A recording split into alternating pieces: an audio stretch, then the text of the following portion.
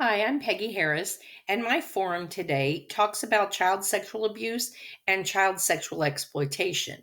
My article is called From One Girl to Three Girls: The Importance of Separating Agency from Blame and Harm from Wrongfulness in Narratives of Childhood Sexual Abuse and Exploitation by Joe Woodowis. So, this research was a study of adult women of various ages that identified themselves as victims of child sexual abuse. Whether real or false memories, it still is a problem. They use different nationalities, different sexual orientation, and different ages to interview. We make assumptions throughout the history of child sexual abuse in that childhood is a time of sexual innocence, which in most cases we would hope it is. That genuine victims are passive, that they don't have a say so in what's happening to them. And three, sexual abuse is overwhelming and inevitably harmful, and that the victims never get over this in their life. So the research also showed women their engagement with the CSA, which I use child sexual abuse, recovering literature in making sense of their life. We tell stories to make sense of the world around us, but the stories have changed in the past 30 to 40 years. The harm story dominates.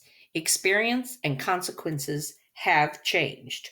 We cannot assume, we need a change of attitude. We cannot assume that all young people are sexually innocent, and which recognizes that irrespective of the choices young people make and the harm that might or might not result. Sexual abuse is always wrong. We make assumptions in childhood, and that carries over to the outside world of healthy children. If we want healthy adults, we must raise healthy children.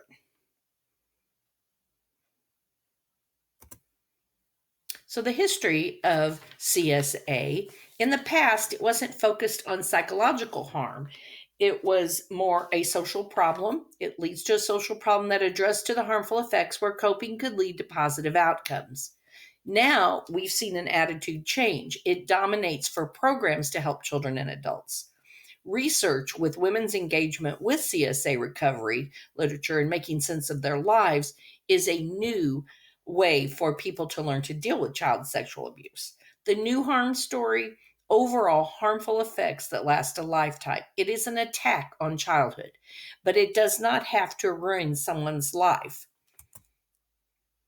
The change of attitude I'm talking about, what? We must be aware of the signs of abuse. Who needs to be aware of this? Teachers, any professionals working with children. And there is a risk of what we think we already know: innocence versus knowledge, passive versus non passive. So people tend to pass the blame along. It's time for people to address this problem. This article left with three questions. How has the view of CSA changed in the past 30 to 40 years? How can anyone ignore or not recognize CSA as abuse, even if the child has experienced a sex life through abuse? And how do we separate wrong from harm? It is an attack on childhood. And my reference was Woodowis, Joe Woodowis' article From One Girl to Three Girls: The Importance of Separating Agency from Blame and Harm from Wrongfulness in Narratives of Childhood Sexual Abuse and Exploitation. This was a famous story in the United Kingdom of where three women sent their abusers to jail, and one woman did not get a chance to do that because of her backstory. It was a blame type story. So, in summary, I think we can see history should show us that we need to be proactive and educate everybody in the field and be professionals in this. Thank you for the time.